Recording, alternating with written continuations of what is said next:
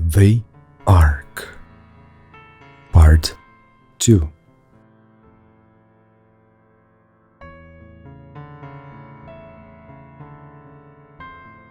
Behind the door was a small dark room, with a very young policeman and an old grandpa, the watchman.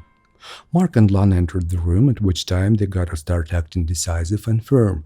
Mark took his credential out of his pocket, opened it, flashed it from afar, and then put it back into his breast pocket with a casual but savory slam.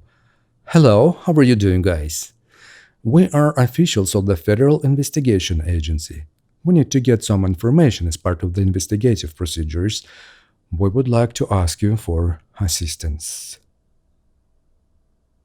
The young policeman was slightly embarrassed and stepped back, while the old watchman remained completely calm.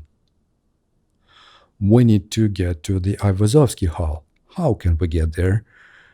Slightly more powerful but in a peaceful tone, Mark continued to confront the grandpa. "You can call on the phone straight to the director, sir, and make an appointment," answered the old man and pointed his finger at the old metal disc phone on the wall, like a public payphone. Near the phone hung a plate with 3-digit numbers, the first of which was director. Things have gone a little too far, Mark thought. There's no room to retreat. I'd have to make a phone call. He picked up the phone and dialed the director. "Hello," a woman's voice sounded in the receiver. "Hello, I'd like to talk to director, please," asked Mark. "I'm sorry, but the director's not here right now. I'm his secretary. How can I help you, sir?" "We are from Federal Investigation Agency. We need to get to the Ivazovsky Hall. We need to collect some information as part of the investigative procedures, and we would like to ask you for assistance, ma'am." Mark repeated already proven phrase. "Yes, sir. I will show you out. Hold on a minute." After a moment, the inside door of the room opened, and the secretary led Mark and Lana to the Ivazovsky exhibit, leaving them in the exposition hall and wishing them a great day. The plan had worked. Mark looked triumphantly at Lana, and still keeping the image of an official clerk, declared, "The whole exposition is at our complete disposal." Lana walked silently into the hall, and it was like a dream come true. They traveled through deserted galleries and masterpieces of great artists that they were granted just for two of them. Lana lovingly was looking at Ivazovsky canvases, and Mark, marveling her charming smile, cheered inside. After walking around the gallery a couple of times in a row, the colleagues left the exhibition and followed the same route back to the service exit. There they politely bowed with the watchman and policeman, thanked them for cooperation, and left the building with a sigh of relief. "Mark, thank you," said Lana with a feeling of sincere appreciation. "Thank you, Lana. You are a very brave girl for daring to play this game with me." "And I almost closed my gestalt." "Why almost?" "Well, who doesn't risk doesn't drink champagne. And the first part of the Champagne Lovers program we successfully completed. What to close the gestalt?" "I wouldn't say no to a good psychotherapy," Lana agreed thoughtfully. "Great. I just know a very cozy therapeutic clinic nearby here. They're feeding over there very well." "Oh, that's the most important. Love to eat." It was a kind of a small restaurant that combined unmatched the warmth of the comfortable atmosphere and at the same time a bit of a cool urban veneer. There were tables adjacent to the window, as wide as a storefront, and you could look out at the evening square through the window, or you could just stare at the restaurant visitors on the reflection of the glass. Such restaurants usually look like aquariums. from outside. Walking past this window, you will definitely take a look at what they are fed and what do they look like. A passersby wonders. However, the glass of this restaurant looked like black mirrors from outside, through which one could only discern the languid glow of table sconces. So, sitting at the table by the window, Mark had the privilege of viewing both.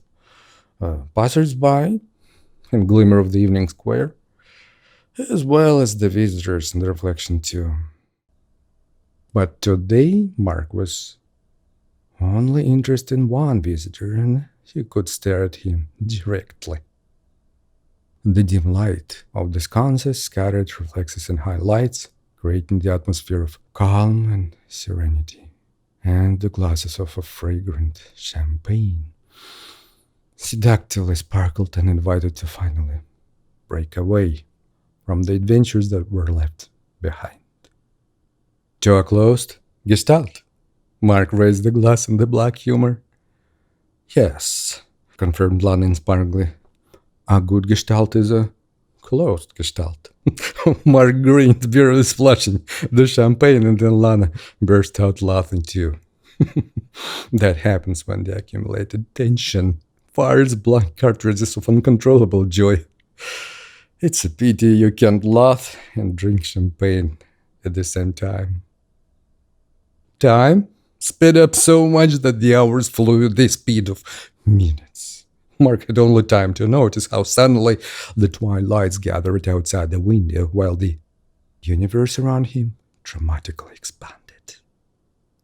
He discovered that Lana was studying to be a journalist and was going to write about art, specifically about the conflict between art and business. This is especially true of auctions, which, in her opinion, should have been banned altogether. Auctioneers inflate the price of art objects to such a degree that the virtues of art itself are mercilessly inferior to its own monetary equivalent and are morally devalued. People are beginning to lose track of what is the art, something precious to the heart or something precious to the wallet. As a result, auctioneers spin and sell even blatantly artless works simply because it's their freaking job, imposing artificially created art value on society. Fraud in the law. Mark absorbed this whole new reality with an avid interest. He discovered the entire new world, a window to which Lana opened on him. He also realized that along with her warm and modest appearance, this girl was a firm and daring person, ready to take risks for her interests. This trait also kept Mark on his toes, and coupled with the eternal theme of double standards, it just blew up him inside. Admired by Alana's sincere directness, Mark also decided to open the door to his soul and share with her his aspirations. Namely, the fraud by science, when the entire corpus of disciplines such as history, geology, and anthropology are completely subordinated to securing political interest and brazenly impose theories and doctrines of society which not only fail to correspond to the real state of affairs but also contradict the obvious evidence and facts. What about the Bronze Horseman in Russian St. Petersburg, where Peter the Great, who is well known, sewed himself a pair of leather boots, nevertheless gallops on a horse being worn in sandals and barefoot in Peter's harsh cold climate in the swamps? Or, for example, the legendary Venus, which stands on stilts so large, as historians say. Lipa, digging up the underground waterworks, the Venetians, light heart of child directness, pump water out of canals, exposing cobblestones, sidewalks, the entrance doors and basements of the homes. Even if Venus stands on something, it's on the myths. Lana pulled out a thin menthol cigarette and, without taking her eyes off Mark, lit it, continued to look at him with a slight squint. Want some whiskey? Jenny Walker is my super ego. Because you love to drink. Or walk. Because I love to drink. and walk. Joke. I'm a digger and geological prospector to be. And Johnny Walker's slogan is keep walking. When I'm looking at the walking man on the bottle, it motivates me to continue search. That's it. A cigarette? Lana glanced at Mark and, with a slight smile, slid the green package towards him. I want to, but I won't, Mark teased. With a whiskey. I think it's perfect. With great pleasure, continued to provoke Lana, trying to dare the client up. I quit, Mark replied calmly. How long? 6 years. Cool.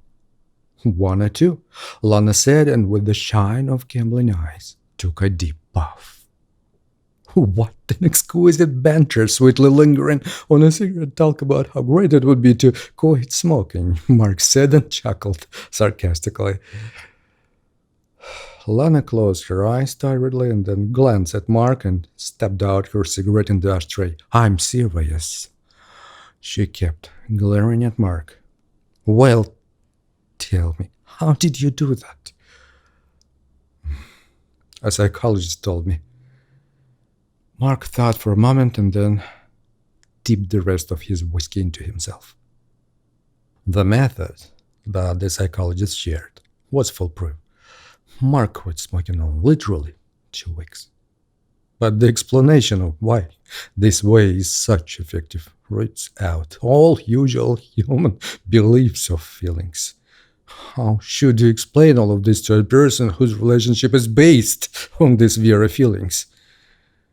Maybe that's why this brilliant method still remains unknown.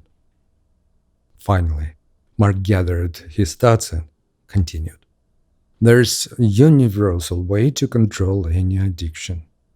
All you need is to learn how to feel disgust towards what you enjoy. How can I feel disgusted at what I enjoy? Lana wondered. This is where it all starts to get interesting, colleague. Our feelings are not what do we think about them. Well, what are your feelings for you? Well, this is how I regard events, things, people, something like that. Yeah, well, that psychologist said that feelings are the signals, sophisticated signals that are generated by programming run in subconsciousness. These signals are commands for the brain for execution. You become aware of them and that's it. And your consciousness is faced with the intellectual challenge of how to execute those commands in given circumstances. You see? This means that we feel and begin to experience the wish to do something by making conscious choice, whereas feelings are commands that we execute like machines. There's no choice here. The only thing we can dispose of at our discretion is our consciousness. That's it, nothing else. But using our consciousness, we can conceive a feeling. In other words, we can create a signal, a command for execution. Most important, this feeling you create must not be a fake. The brain will recognize that it's unnatural and won't accept anything for use. But if you make an authentic signal, the brain will start executing it like a machine. That's the life hack. Mark paused and sighed out. He wasn't sure Lana would accept this mind-bending doctrine right away. Lana lit a new cigarette and asked thoughtfully, so what does that mean? Here we are now, sitting appreciating 12 years of scotch, enjoying fairy tale atmosphere of this restaurant and our company, touching adoringly with our soul facets and all of this. This is all freaking subconscious commands? Almost, but not all. What you just listed were all commands of consciousness. I mean, look, you took a sip of a good whiskey. We literally strained it, because you can only savor it when it's spilled over the palate with a thin layer.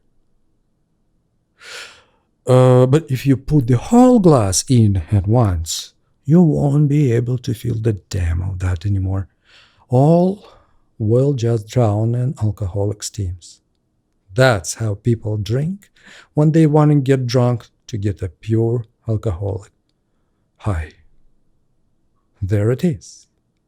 The execution of commands generated by some conscious program called instinct.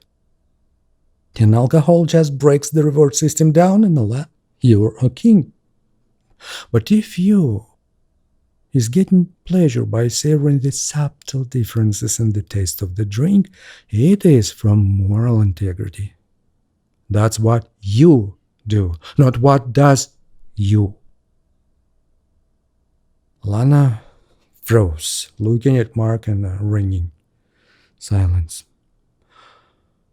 The cigarette in her hand burned halfway, and noticing that, she swiftly shoved it into the ashtray. One more whiskey. Lana was adorable. And the whole week she hadn't left Mark's head, if you could still call it a head. Though he got a very original idea to bring Lana to the gun club. That's a kind of firing range, where you can shoot with different kinds of firearms. Maybe for dating a girl.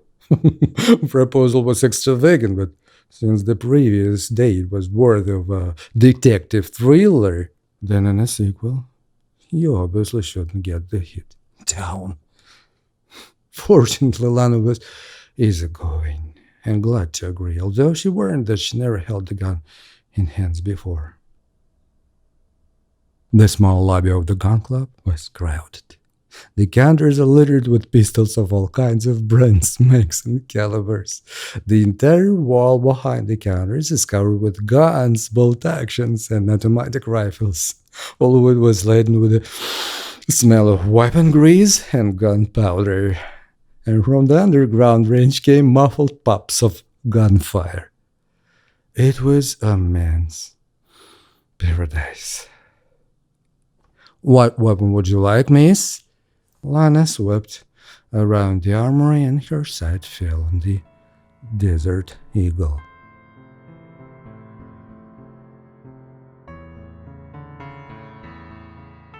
To be continued.